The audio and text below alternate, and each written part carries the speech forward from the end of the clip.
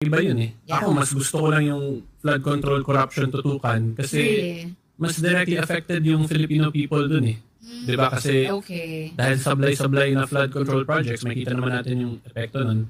And then, kung titingnan din natin yung grounds na ginamit nila kay VP Sara for her impeachment, lahat yun pending pa lang eh.